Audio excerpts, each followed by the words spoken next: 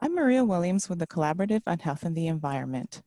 Che enjoys bringing you the latest environmental health science through our partnership calls and webinars, science serves, publications, and social media. I would like to welcome everyone to today's Che EDC Strategies Partnership Webinar, which is titled Developmental Origins of Health and Disease and EDCs, Past, Present, and Future.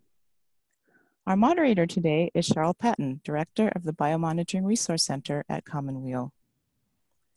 We will leave time following the presentation for a brief Q&A session. You may type in questions through the Q&A feature available on the menu bar at the top of your window at any point during the presentation. After the presentation, our moderator will read out questions for our speaker to respond to. We will get to as many comments and questions as we can during the Q&A period. For those of you who called in on the phone, we have posted slides to accompany today's webinar on our website.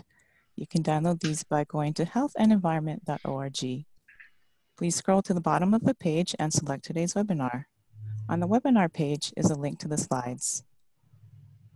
Everyone on the webinar right now is muted with the exception of our moderator and our speaker.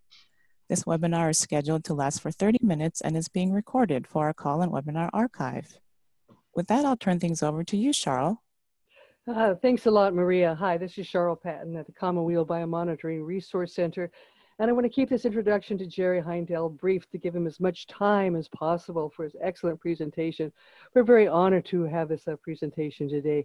But briefly, Dr. Jerry Heindel is a world-renowned pioneer, researcher, leader in research and science translation concerning endocrine disrupting chemicals, having initiated key research initiatives into the capacity of EDCs to severely alter human physiological processes throughout the lifespan and over multiple generations. In his role as Scientific Program Administrator at NIEH's Division of Extramural Research and Training, a position he held for 25 years, he was responsible for developing and administering the NIEH's grants program in EDCs, focusing on the developmental basis of disease and on obesity and diabetes. He's now retired from NIEHS and is currently the director of the Commonweal Program on Endocrine Disruption Strategies. The EDC Strategies Group is honored to host this presentation today, which will give an historic overview of the development origins of health and disease, or DOHaD. Okay, Jerry, just go ahead and take it away. Thank you very much. I really appreciate the opportunity to present some thoughts on the state of the DOHaD and EDC field. And I thought I would just start by being sure we're on the same page here with the disease paradigm we're talking about, developmental origins of health and disease, which basically says that during development, growth factors and hormones are controlling cell differentiation into tissues by controlling the epigenetic programming, which alters genes expression so that you end up with a kidney cell or a heart cell or a liver cell. And if you have endocrine disrupting chemicals present, they can disrupt that finely tuned programming, resulting in altered gene expression, protein regulation, numbers or locations of cells. And that leads to a tissue that really looks quite normal, but is functionally abnormal. And those changes persist throughout life and result then in an increased susceptibility to diseases across the lifespan. So we call that a bad start lasts a lifetime.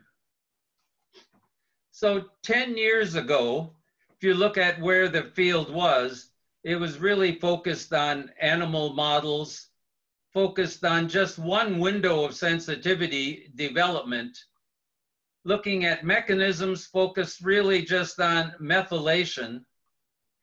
And while there were people doing endocrine disrupting chemicals, nutrition, and stress, they were working separately, really in complete silos. And the focus was on neurodevelopmental, reproductive diseases, and some endocrine cancers. So what's happened in the ensuing 10 years? In the vernacular of the younger generation, DOHaD has really gone viral. We have new sensitive windows of exposure, new diseases, new tissues, new chemicals, and an expanded epigenetic mechanisms. So there's a lot that's gone on in the last 10 years. And in this short presentation, I can only pick on just a few. And so I'll start with new sensitive windows of exposure. So in a few minutes, I'm going to talk about transgenerational exposures. But when that field started, it indicated that there could be transmission across generations through sperm and the eggs. And that started people really thinking, maybe there's another window of sensitivity here.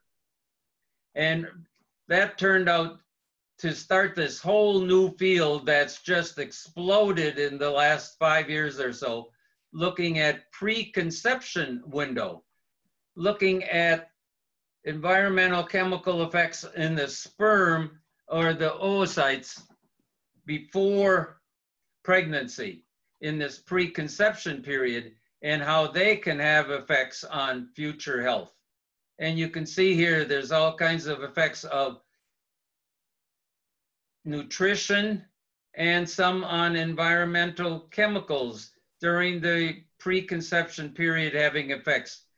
And actually, it looks to me like there's probably more review articles than actually articles, because this has caught so much attention. So this is going to be a huge area.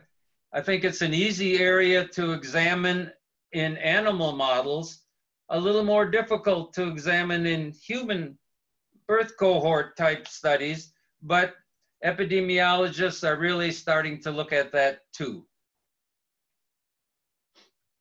It turns out there's other window of sensitivity has come to the forefront, and this started just 3 or so years ago from research from Angel Nadal's laboratory, where they exposed pregnant dams to BPA, and they followed that looking at the pups' effects of BPA, but they also decided to look at the mothers. And while nothing happened after 3 or 4 months, by 7 months after pregnancy, when they looked at the pancreas, at the beta cell mass was down, and there was decreased proliferation and increased apoptosis, such that these mothers were now more sensitive to developing diabetes. So somehow this pregnancy was not only a sensitive window for the offspring, but also for the mother. And really that was the only paper for several years. And then a couple of years ago, Laura Vandenberg came into this field, and she opened up another whole area in this field, looking at the sensitive window for the mother, looking at maternal behavior after pregnancy. And she did that using a BPS and a BPS as the exposure paradigm, again, during development, and then looking at the mother instead of the pups. And up in the top here, you can see the normal situation. The mother is a very good mother, has all the pups in a nice net. There's a lot of licking and grooming and nursing going on. But in the mothers that were exposed to BPS during pregnancy, not paying any attention to the pups. She's actually quite a bad mother, and not doing the normal licking and grooming and not doing the normal nursing. So there's major behavioral effects have occurred in the mother because of the BPS exposure during pregnancy. So these are really the only 2 major papers in this field.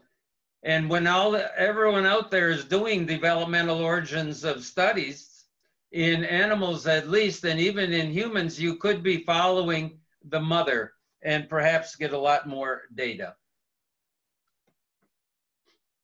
So that says there may be other windows of susceptibility here.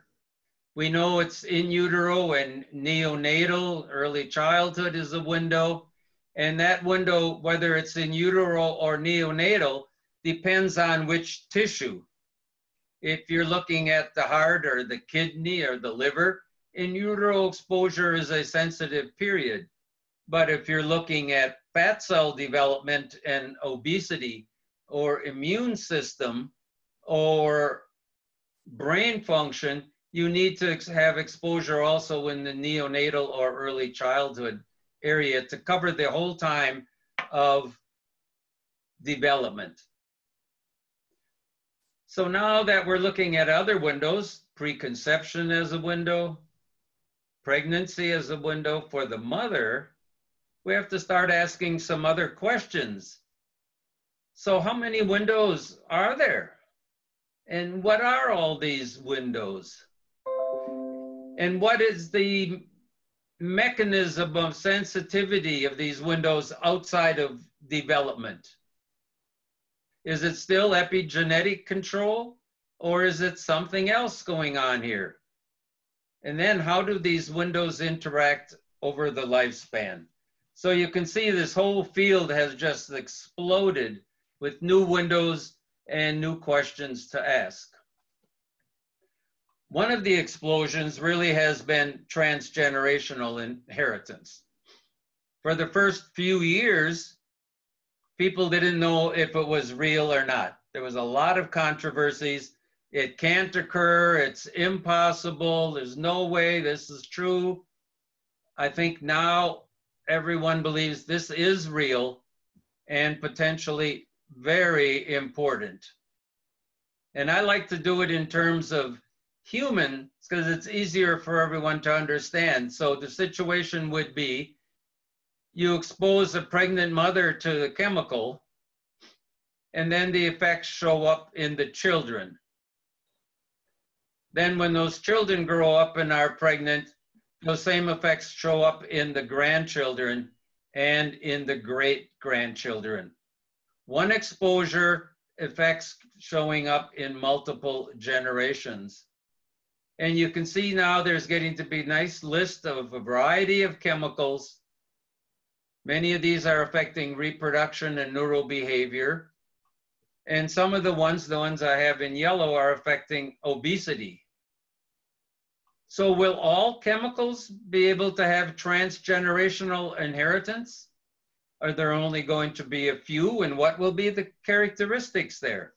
So there's a lot to look at. So here's what is going on here. Exposure during pregnancy affecting the offspring, causing some disease or dysfunction, which then shows up over generations, so that the disease incidence continues over many generations. So to my mind, that's really something serious. One exposure and the effect is still there multiple generations later.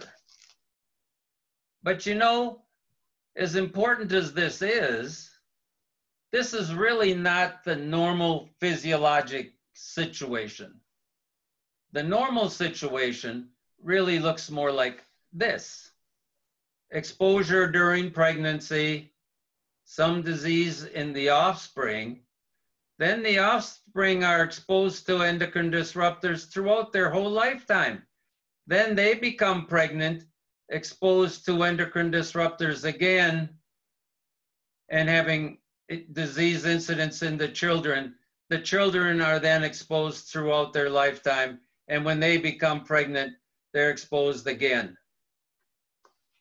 So what really is happening here is the disease incidence is actually compounded over many generations. So if this indeed is the case, this could have important implications actually for the sustainability of the human race.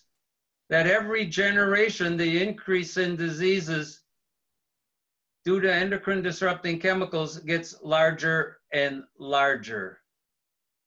Oh my goodness, what if that could possibly be? So the question is, are there any data to support this, or is this just silly? It turns out, just this year, there are data. A new study from Pat Hunt's lab where they took animals and gave them ethinyl estradiol as the chemical, and they did it from just postnatal day 1 through 12. And then they mated those animals, looked at the next generation, and mated those and looked at the next generation. This would be the typical situation that we're doing now. But in addition, what they did is take the next generation and the following generation and expose them also, which would match the paradigm that I just showed. And so what did they find?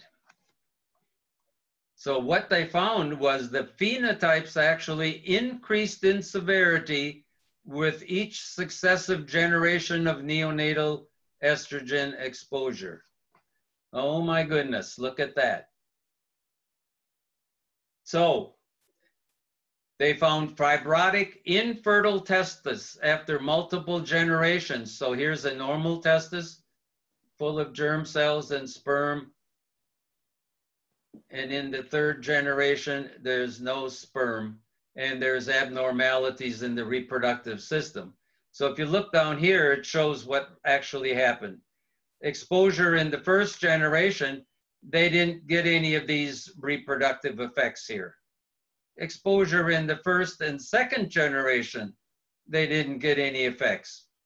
But if they did the first and third generation, they started to get these infertile testes.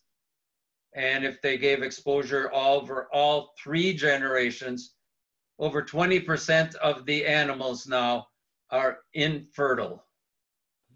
So this is really kind of proof of principle that if you give exposures over the multiple generations, you might indeed get phenotypes that increase in severity with each generation. So this has opened up a whole new area, and we really need to get more data here to see what's going on. So what I'm proposing here is that we have to now focus on these multiple windows and ask questions about how they could interact. For example, we need to do in utero and neonatal plus adult exposure, or preconception plus in utero exposure, or preconception plus in utero and neonatal plus adult exposure. And then also the paradigm that I just showed you with in utero exposure in each generation. Those kind of things will really match the human situation more, and perhaps will tell us a lot more about the importance of environmental chemicals during these sensitive windows in disease outcomes.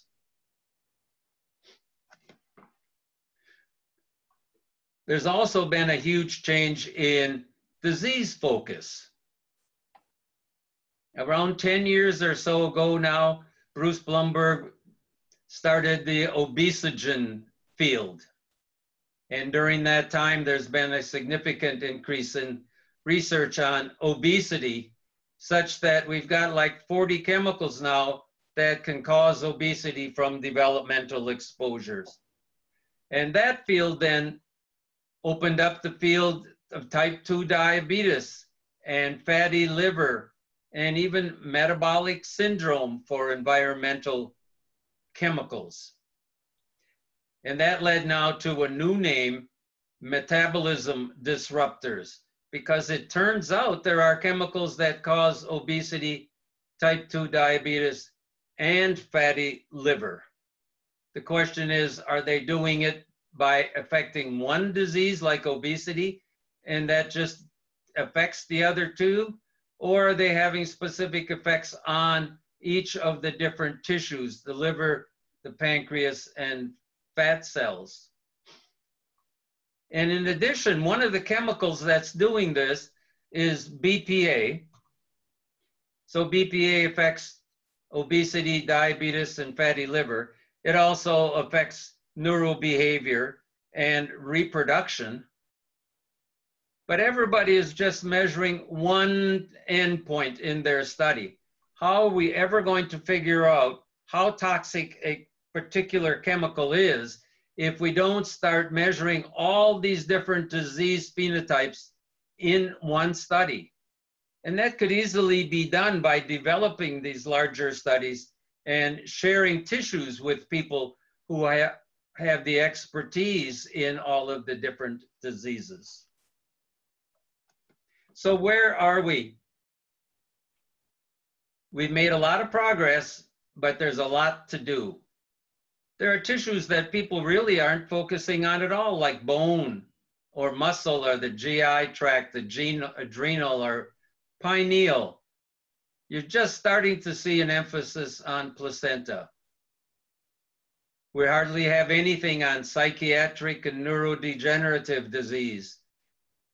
We need a lot more on immune disease and autoimmune diseases. And what about all these immune diseases that are coming up here that are showing sensitivity to food? Could those be due to developmental exposure to chemicals altering the immune system?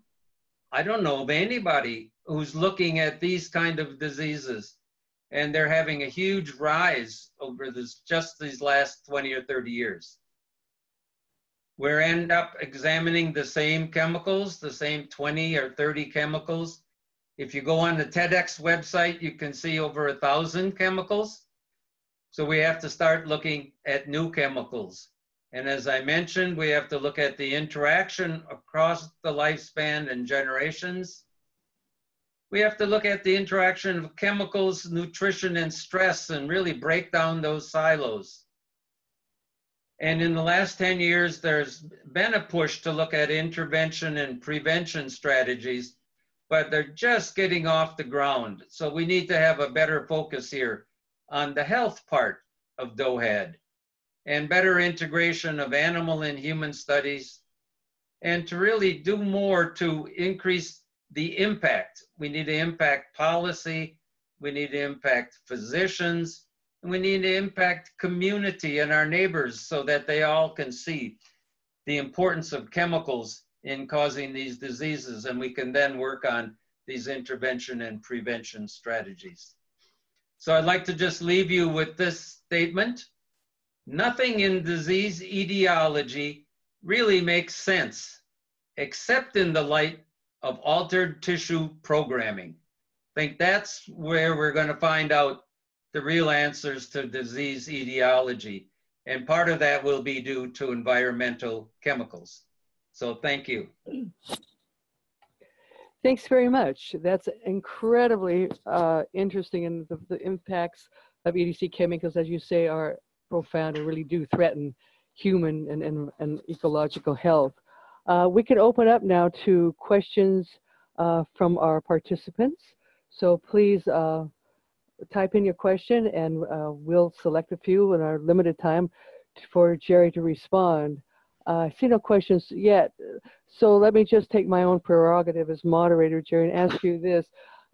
Just given that what the great-grandfather exposed to may create a hypersensitivity in the grandchild or great-grandson, would you see that in those particular occupations where people might be more highly exposed, or in situations where people are living for generations around oil and gas production, that there may be some kind of a way to measure hypersensitivity to the toxicity of re-exposure to a given chemical, so that in fact we might start regulating who can apply for a job. If you were a great-grandson of a great-grandfather who was exposed to a lot of, not a lot, but a certain endocrine disrupting chemical that altered the sperm line, would you see that coming up in the future, that we would need to monitor that and try to identify who might be more sensitive to re-exposures?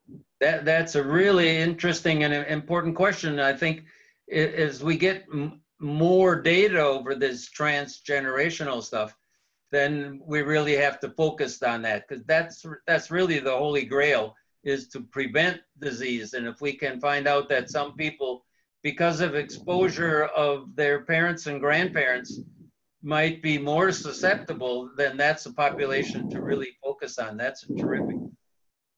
Okay, here's a question from thank you for that, from Sarah Howard.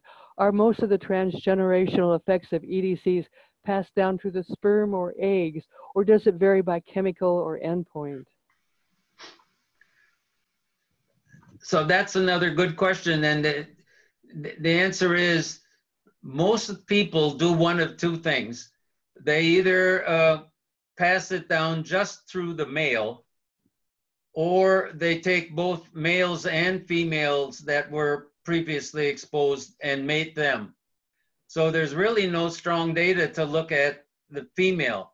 That's an area, when I was at NIEHS, we tried to get people to focus on and never could get through study sections for some reason. So there's not much there. Yeah, well, I hope that can change in the future. Here's a question from Meg Sears.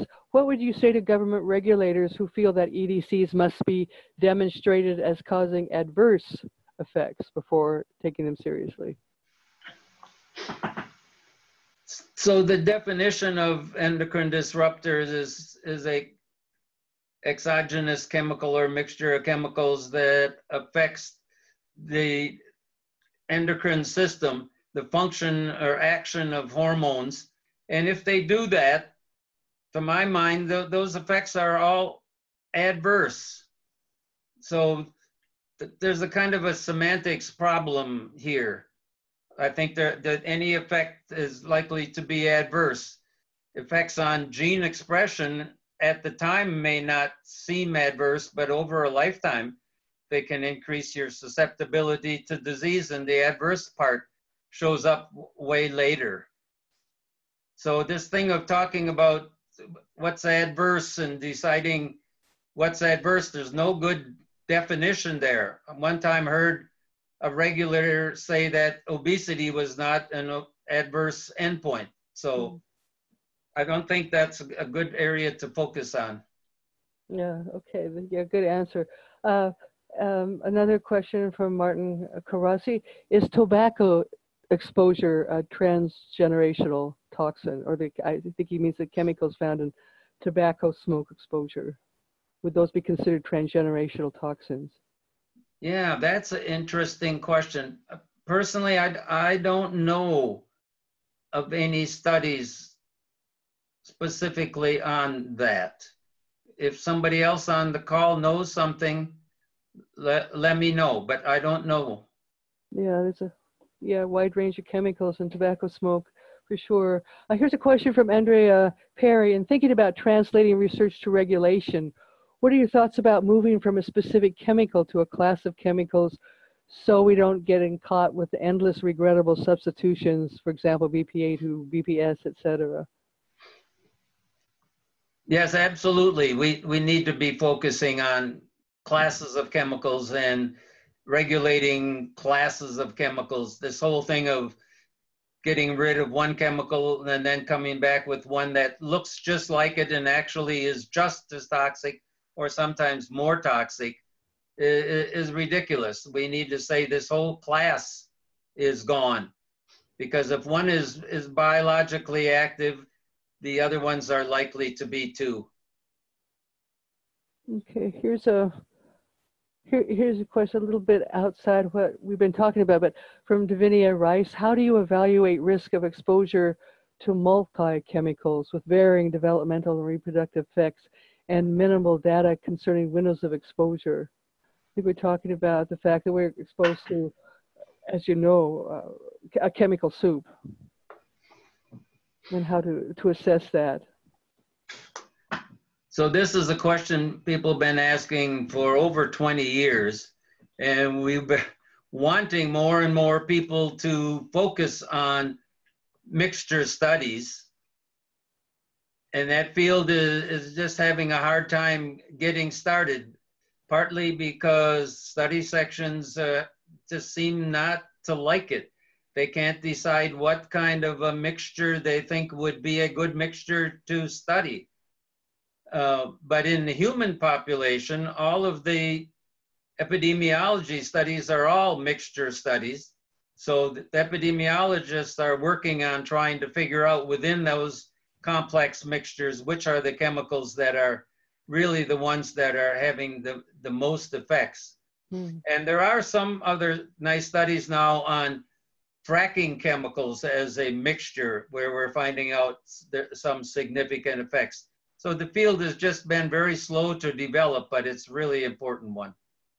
Okay, thank you. And then from Michael Gilbertson, how can we get these paradigms into the medical schools? Do you have any way to open up that particular door so these kind of information can be taught to physicians and the public health officials? So that's a critical area. And I personally, I don't know exactly, except, you know, we have been working quite a bit with the Endocrine Society and the OB-GYN societies and the pediatric societies, getting them on board. And there are people now trying to do that, get more information on endocrine disruptors and developmental origins of disease in these programs. It's a very difficult thing to do, but people are working on it from a variety of approaches. Okay, I think we probably, Maria, have time for one more question. And the question is, this brings up the issue of environmental justice and study designs. Quite a lot of literature showing that communities of color and low income status are more likely to be exposed or be living around Superfund sites. Are there any epi studies looking at EDCs in these communities particularly? And how can we share that data with communities to help defend against targeted pollution of these communities? So there certainly are quite a few epidemiology studies using cohorts in those kind of areas, in the poor areas of New York, in the poor areas in California and stuff. So there's a lot of work being done on that. And the reason is just for what you said, because they're looking for areas that have high exposure, and unfortunately, a lot of these people do. Yes, unfortunately, high exposures, high levels of stress, low access to medical care. It really is an issue that Right. needs to be taken, elevated. I think we've reached the end of our discussion time, but thank you very much, Jerry, and I'm sure we'll have other questions that will be coming in that we will forward to you, and perhaps we can arrange for responses to a wide range of questions that have people sent in. And I want to thank everyone who has participated in this call as well. Maria, do you want to formally close the call now? Yes, thank you so much, Cheryl. We are approaching the end of today's webinar. A video recording will be available on the CHE website soon, and tomorrow you will receive an email containing a link to the recording. CHE's next call from the CHE Alaska Partnership will take place Wednesday, August 1st, and is titled PFAS-Contaminated Drinking Water in the U.S., a look at the extent of contamination, the failure of the EPA, and the success of community action. You can RSVP through CHE's website, healthandenvironment.org. CHE's next webinar from the CHE EDC Strategies Partnership will take place on Wednesday, September 19th. Details will be available on our website soon. If you are new to CHE and would like to stay updated about upcoming events and more, please sign up to receive our newsletter by selecting the Join Us tab at the top of any page on our website. Additionally, if you appreciate these CHE Partnership webinars, bringing you the latest environmental health research for free, we encourage you to support CHE's ongoing work by making a tax-deductible donation via our secure website. Again, our website is healthandenvironment.org. With that, I would like to thank Jerry Heindel for taking the time to talk with us today, and Cheryl for her excellent moderation. Thank you so much for joining us, and have a great day.